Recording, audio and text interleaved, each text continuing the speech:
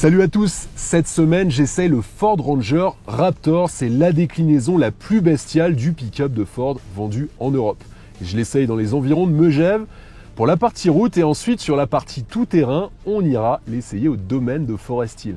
Dans cet essai, je vais vous présenter ses spécificités extérieures, ensuite on passera à l'intérieur du véhicule et surtout je vous donnerai mon avis sur son comportement routier sur la route mais surtout en off-road. Les amis, sur YouTube, n'oubliez pas, c'est chaque vendredi à 17 h, je vous présente un essai détaillé, donc abonnez-vous, activez la cloche, pareil sur notre compte Instagram, Le Vendeur Automobile, et moi je vous dis à tout de suite.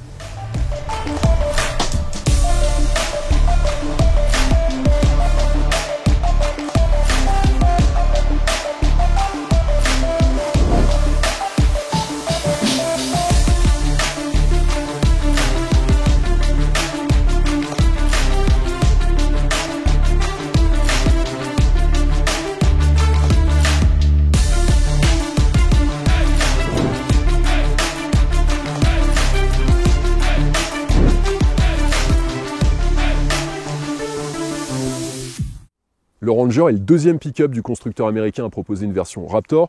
Le premier, c'était le Ford F-150 en 2010. Le Ford F-150, pour rappel, c'est le pick-up le plus vendu aux États-Unis. Il proposait un V8 de 5 litres 4 puis 6 litres 2 qui développait quand même 411 chevaux.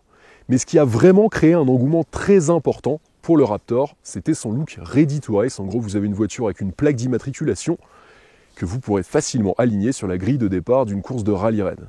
Alors forcément, quand Ford a vu ses ventes de Ranger monter en flèche, ils ont voulu proposer le Ranger ultime, celui avec lequel vous pourrez passer tout simplement partout. Des ailes bodybuildées, un moteur gavé de couple, des suspensions Fox Racing, une montre pneumatique adaptée et un coloris tape à l'œil, le Ranger Raptor était à l'ornée. Et avec son châssis échelle qui a été modifié et renforcé avec un acier haute résistance, le Raptor Ranger passe juste partout. Forcément, sur la route, il est un peu moins précis qu'une voiture avec un châssis traditionnel. Je vais vous montrer ça dans la suite de l'essai. Sur l'extérieur, commençons par la face avant. Première chose à noter, le Raptor est équipé de la technologie Quick Clear sur son pare-brise. C'est une technologie avec un système de filament ultra fin qui chauffe pour désembuer et dégivrer votre pare-brise et aussi les essuie-glaces. Et dans des conditions climatiques comme aujourd'hui, c'est très pratique. Sur les teintes de carrosserie, vous en avez 5. Dont ce bleu Ford Performance, et vous avez aussi le gris Conquer, qui sont deux coloris spécifiques à la version Raptor. Comme je vous l'ai précisé, les ailes ont été élargies à l'avant et à l'arrière de 150 mm, ça lui donne un côté assez agressif. Les feux sont à LED avec une technologie qui vous permet de détecter les changements de conditions de luminosité et aussi qui vous permet de ne pas éblouir les voitures qui viennent en face de vous. Autre nouveauté, ça se passe sur la calandre. Vous n'avez plus le logo Ford au milieu de la calandre, mais vous avez une inscription Ford qui prend toute la largeur. Ensuite, un pare-choc nouveau et spécifique au Raptor avec deux crochets d'attelage, un crochet sur la droite, un crochet sur la gauche. Vous avez bien sûr les feux anti-brouillard qui sont intégrés. Vous avez une protection de moteur aussi qui est située juste en dessous et des suspensions Fox Pro. Un seul modèle de jantes est proposé, ce sont des jantes de 17 pouces à 6 rayons doubles. Vous avez des disques ventilés à l'avant et à l'arrière du Raptor. Et sur la montre pneumatique, et ça fait vraiment la différence en tout terrain, Ford a eu la bonne idée de faire appel à BF Goodrich.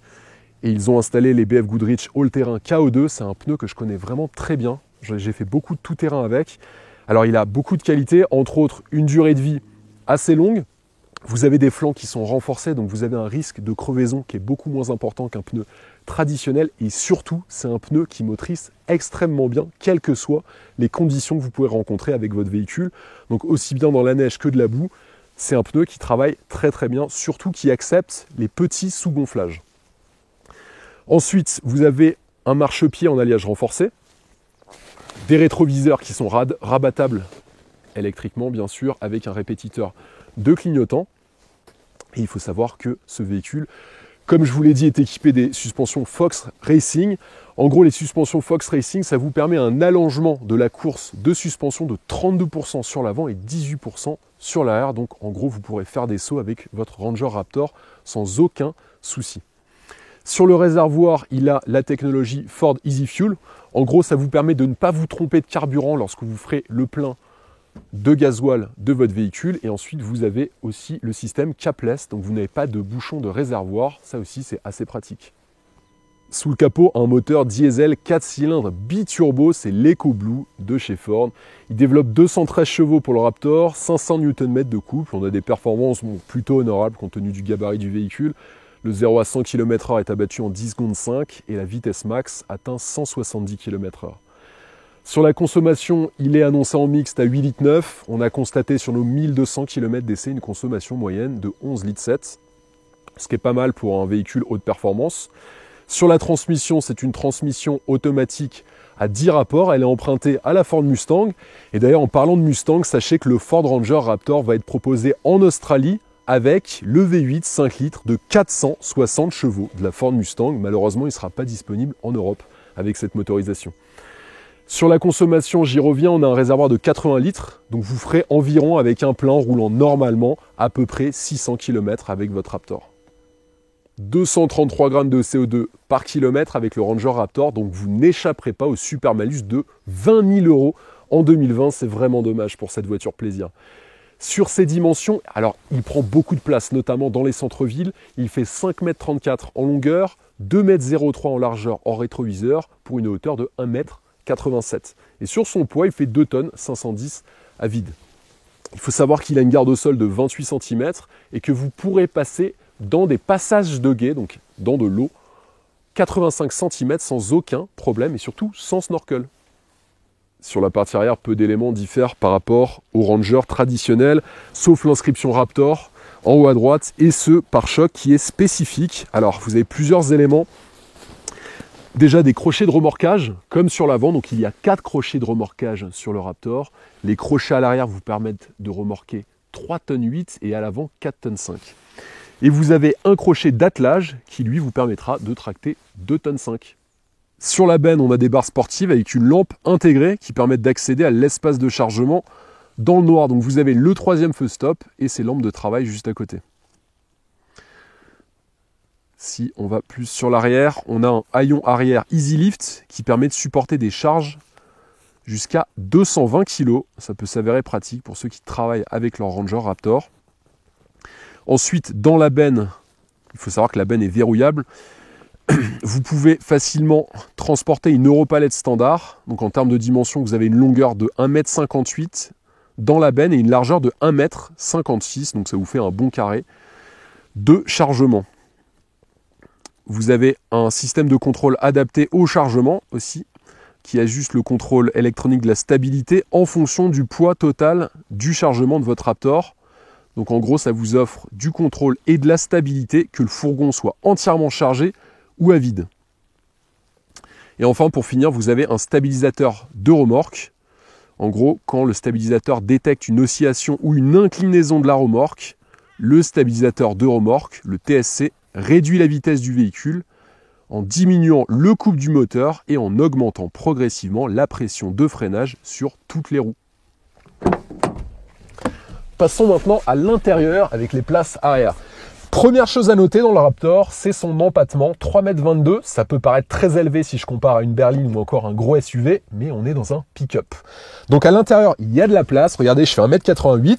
On est confortablement assis, surtout à droite et à gauche. C'est un peu moins le cas sur le centre. Et l'espace est forcément amputé par la présence assez importante de ces sièges sport. Sur ces sièges sport, on a des poches aumônières. Regardez juste ici. Au niveau de la finition des sièges, vous avez de la suédine et du cuir avec des surpiqûres bleues qui reprennent la teinte de la carrosserie bleu performance. Vous avez un accoudoir central avec 2 porte-gobelets. Il faut noter que cette banquette est rabattable. Donc vous pourrez rentrer de gros objets assez volumineux à l'arrière. Vous avez même, regardez ici, des sangles pour accrocher les ceintures de sécurité. Ça, c'est bien vu, surtout lorsque vous faites du off-road. Autre élément bien vu par Ford, c'est la présence d'une prise 230 volts et d'une prise 12 volts à l'intérieur. Et vous avez aussi des tapis assez confortables. Alors, point à noter, à l'intérieur du Raptor, c'est vrai qu'à l'arrière, il n'y a pas de toit ouvrant panoramique, donc ça manque un petit peu de lumière. Et en plus, vous avez le ciel de pavillon qui est noir. Donc ça crée cet engoncement à l'arrière du véhicule. Ça, c'est dommage. Autre point sur les contreportes, les enceintes du système audio sur le bas, un petit rangement, les lève-vitres et la présence de plastique un petit peu dur. On aurait aimé du plastique un tout petit peu plus moussé. Pour autant, les qualités sont au rendez-vous et l'assemblage est de bonne facture.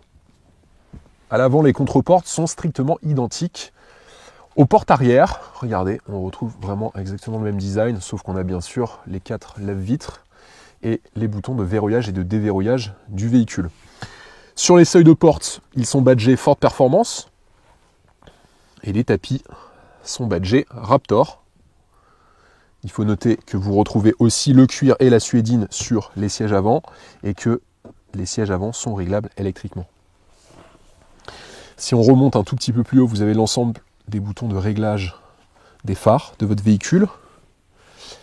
Et pour régler vos rétroviseurs et les rabattre, ce sera avec ces commandes situées juste au-dessus. C'est assez atypique, on le retrouve souvent sur les contreportes des véhicules, mais là, Ford en a décidé autrement, c'est à gauche de l'instrumentation.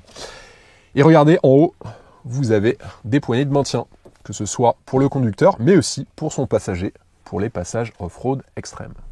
On a un volant sport en cuir grainé, avec le marqueur central rouge, juste ici, qui nous rappelle forcément les voitures de course qui participaient au Rally Raid. Vous avez l'inscription Raptor juste en bas, et toujours les surpiqûres bleues à l'intérieur de la jante du volant. Bien sûr des palettes pour monter et descendre vos rapports manuellement, qui sont en métal, gris clair, qui reprennent le gris de l'encerclement des buses d'aération. Alors il y a beaucoup d'éléments sur le volant. Sur la droite, on a notamment accès à son téléphone, au réglage du volume du système audio. Et ici, vous pourrez naviguer dans le système d'info divertissement. Et ici, on a le fameux système de contrôle vocal 5.3 de chez Ford qui est très très bien fait. Je tenais à le noter. Vous pouvez par exemple regarder si vous cherchez des restaurants à côté de l'endroit dans lequel vous vous situez. Vous appuyez ici. J'ai faim. Veuillez faire un choix. Et ensuite, vous avez le listing des restaurants qui se situent juste à côté de vous. Ça, c'est juste super. Sur la gauche, énormément d'éléments à noter. Alors déjà ici, vous naviguerez dans l'ordinateur de bord de l'écran d'instrumentation avec ce pad. Et juste en dessous, vous pourrez régler et utiliser le régulateur de vitesse adaptatif et aussi le limiteur de vitesse. Il faut savoir que dans ce véhicule, vous avez la reconnaissance des panneaux de signalisation et d'indicateurs de vitesse et qui est couplé au régulateur de vitesse adaptatif. Donc par exemple, si vous êtes sur autoroute à 130 km/h et que d'un coup vous rentrez dans une zone à 110, le système de reconnaissance des panneaux va lire 110 et il va adapter automatiquement votre vitesse via le régulateur de vitesse adaptatif. Ça, c'est génial. Ensuite, si je continue dans l'écran d'instrumentation, donc il est assez classique avec de bonnes vieilles aiguilles. Donc sur la gauche, le contour, sur la droite, vous avez l'indication de votre vitesse ainsi que la jauge à essence. Et sur le milieu, vous avez les indications du rapport sur lequel vous êtes. Donc parking, marche arrière, neutre ou drive ou encore manuel si vous souhaitez passer manuellement les rapports de votre Ranger Raptor. Et au milieu, vous avez un petit écran avec l'indication de vitesse et surtout qui vous permettra de naviguer dans l'ordinateur de bord. Il faut noter que le Raptor est équipé du Terrain Management System. Alors c'est un système qui s'adapte en fonction du sol sur lequel vous évoluez. Donc ça adapte bien sûr l'accélération, l'anti-patinage, le changement des vitesses et aussi la sensibilité au volant. Et vous avez 6 modes de conduite que je vais vous montrer. Hop, alors il vous suffit, voilà, là vous avez le mode tout-terrain, le mode sport, le mode gazon, gravier et neige, mais là il faut enclencher le 4 roues motrices long, je vais me remettre dessus. Là vous avez le mode boussable, le mode Baja, donc ça c'est vraiment le mode rallye, et ensuite le mode rocher, dans lequel il faudra utiliser les 4 roues motrices en version courte. Je vais vous montrer ensuite le bouton de sélection des modes de motricité. La planche de bord est recouverte de cuir avec ses surpiqûres bleues. Vous avez aussi les buses d'aération centrale qui sont réparties de part et d'autre de l'écran d'infodivertissement qui est tactile, il fait une taille de 8 pouces. C'est le système Ford 5.3 et vous avez notamment l'Apple CarPlay. On a une climatisation bizone dans cette voiture Et ici, vous réglerez le volume de votre système audio. Et ici, vos radios. Vous avez toutes les commandes de chauffage et de climatisation qui sont juste en dessous avec le chauffage des sièges à l'avant qui est disponible. 2 prises 12 volts, une à gauche et une à droite. 2 prises USB dans ce petit rangement. Et juste ici, vous avez, donc vous pourrez déconnecter l'ESP. Ici, activer le blocage de différentiel. Ça, c'est vraiment en off-road que vous l'utiliserez. Et ici, vous avez le Hill Descent Control qui vous permet de gérer la vitesse de votre véhicule dans des descentes, des pentes assez importantes. Ici, la commande pour changer la motricité de votre véhicule. Donc là, on est en 2 high, donc vous êtes en 2 roues motrices longues, ici en 4 roues motrices longues, et là vous êtes en 4 roues motrices courtes, le low. Ensuite, le sélecteur de vitesse, qui est assez joli, avec toujours ce cuir et le bleu.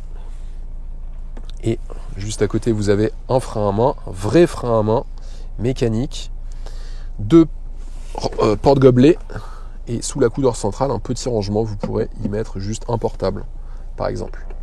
Une option assez intéressante dans l'info divertissement, c'est le Ford Pass Connect. Il faudra appuyer ici. Ensuite, vous aurez téléchargé préalablement l'application sur votre smartphone. En gros, vous pourrez utiliser votre téléphone pour localiser votre véhicule, le verrouiller, le déverrouiller à distance. Vous pourrez même surveiller le niveau de carburant, le kilométrage, la pression des pneus et même recevoir des alertes sur l'état de votre voiture directement sur votre smartphone. Vous pourrez également programmer votre système de navigation de chez vous en envoyant une destination directement de votre téléphone à votre Ford Ranger Raptor. C'est vraiment super pratique, on l'a utilisé à plusieurs reprises, surtout dans la neige, quand il fait froid et que vous souhaitez avoir votre véhicule déjà chauffé lorsque vous arrivez à l'intérieur, vous utilisez votre Ford Pass Connect. Ça, c'est très bien vu par Ford.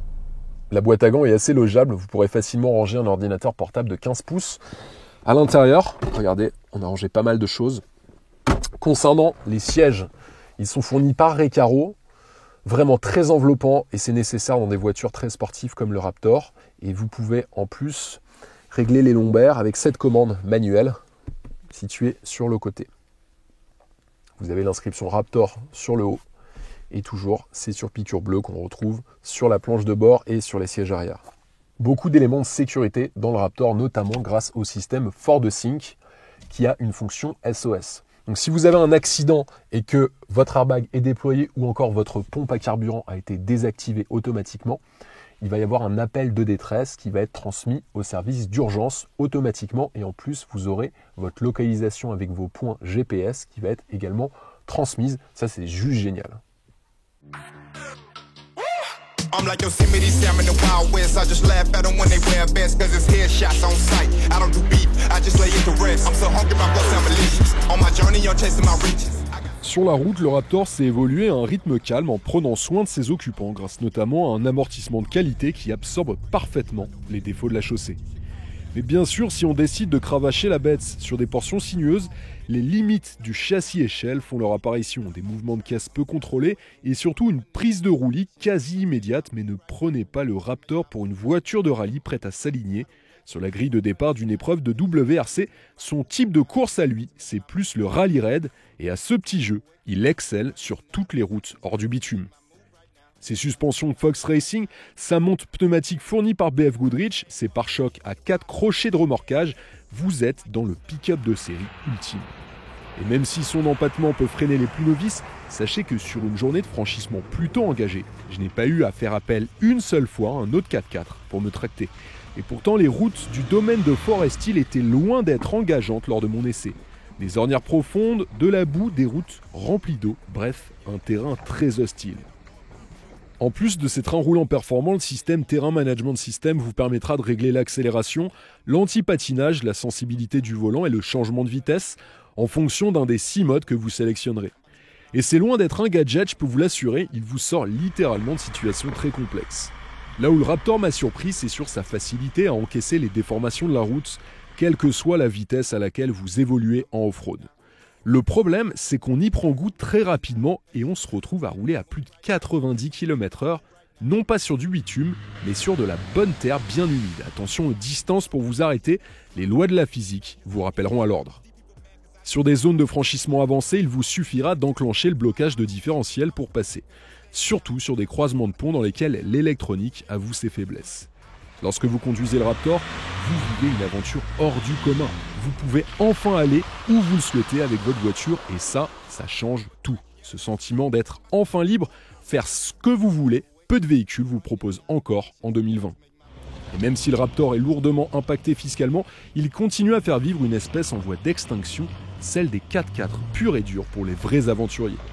Il vous reste une seule chose à faire maintenant, courez chez votre concessionnaire Ford pour en acheter un. Croyez-moi, ce Raptor vous emmènera au bout du monde. Ford, s'il vous plaît, sortez un Raptor électrique, mais de grâce, n'arrêtez jamais la production de ces machines à sensations. Yeah, I came up straight from the bottom. Put on the gas, yeah, that's the throttle. I get the smash cause I get the bottle. These people mad cause I get the mom. I'm changing lanes in my auto. Get to the bag is my motto. I'm coming up cause I stay down. Got so hard I can't slow down. Pour conclure l'essai du Ranger Raptor, on aura retenu parmi ses défauts un malus très lourd en 2020 avec le super malus de 20 000 € à acquitter lors de l'immatriculation du Raptor et aussi l'absence en France du V8 460 chevaux emprunté à la Mustang qui ne sera que disponible en Australie, c'est bien dommage. Heureusement, il a beaucoup de qualités, ça commence par une polyvalence exceptionnelle, un équipement très complet, un look bestial et sportif et aussi des aptitudes en tout terrain juste incroyables. Les amis sur YouTube, n'oubliez pas, c'est chaque vendredi à 17 h, je vous présente un essai détaillé, donc abonnez-vous, activez la cloche. Pareil sur notre compte Instagram, Le Vendeur Automobile. Et moi, je vous dis à la semaine prochaine. Allez, ciao. I'm changing lanes in my auto. Get to the bag is my motto. I'm coming up cause I stay down. Got so hard.